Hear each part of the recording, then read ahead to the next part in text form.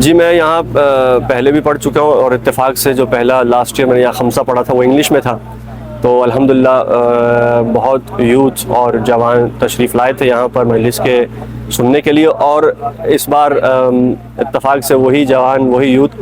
اردو میں سننے آئے، اور انہوں نے اسی دلچسپی اور اسی محبت سے اردو مجالس کو بھی سنا کہ جو وہ لاسٹ ایئر انگلش میں، بلکہ بعض نے تو ہم سے کہا کہ قبلہ آپ اردو میں ہی پڑھیں، کیونکہ ہم بہرحال اردو ہماری مادری زبان ہے، اور عزاداری کا آپ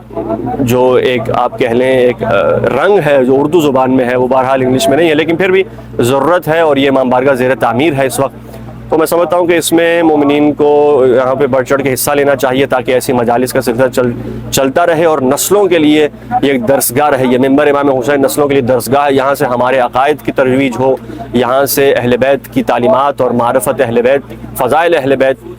کی احادیث بیان کی جائیں اور قرآن مجید کی تفسیر پڑھی جائے، تو یقیناً ہر امام بارگاہ ہر منبر وہی اہمیت رکھتا ہے، چاہے ہیوسٹن میں ہو یا ہیوسٹن سے باہر ہو۔ کربلا کا سب سے بڑا واقعہ تو یہ ہے کہ جب اربعین پہ یا عاشور کے دن یا اربعین کے دن یا شب عاشور یا شب اربعین جب آپ کربلا جاتے ہیں، مولا حسین کے حرم اور گنبد کو دیکھتے ہیں، اور جو لوگوں کا ہجوم ہوتا ہے، جو لوگ سب مل کے ایک زبان ہو کے لبیک یا حسین کا نعرہ بلند کرتے ہیں، اور جو عزاداری اور ماتمداری جو گریہ آپ دیکھتے ہیں، جذبات جو لوگوں کے آپ دیکھتے ہیں، تو اس سے اندازہ ہوتا ہے کہ عاشور کے دن یہاں پہ کیا قیامت ہوگی، یعنی کیا ہوگا۔ ابھی ہم 1400 سال بعد یہاں پہ زیارت امام حسین کو دیکھتے ہیں، ہم بھول جاتے ہیں کہ یہاں پہ جو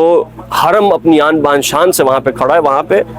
مولا حسین کی قتل گاہ تھی، امام حسین علیہ السلام کا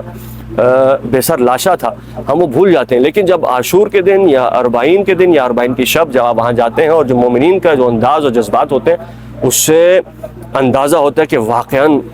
کہ سید الشہداء کی شہادت عظمیٰ ہے اور بہت ہی قیامت کا دن تھا، تو یہ اندازہ وہی ہوتا ہے جب آپ اس سرزمین پہ جاتے ہیں۔ امام حسین کا درس دنیا کو یہی ہے کہ ظالم کے خلاف ڈٹ جاؤ، مظلوم کی حمایت کرو، اور میں نکل رہا ہوں، اسی لیے مولا فرماتے ہیں کہ میں نکل رہا ہوں تاکہ دین اسلام کو، مسلمانوں کو بچا سکوں، اور جو سنت کو انہوں نے بدل دیا ہے، جو بدعتیں انہوں نے پیدا کی ہیں، انہیں ہٹا کے حقیقی سنت محمدی جو میرے جد کی سنت ہے اور میرے بابا علی ابن ابی طالب کی سنت ہے، اس سنت کو رائج کیا جائے۔ تو مولا حسین کا پیغام اسلام کا پیغام، حقیقی اسلام، یعنی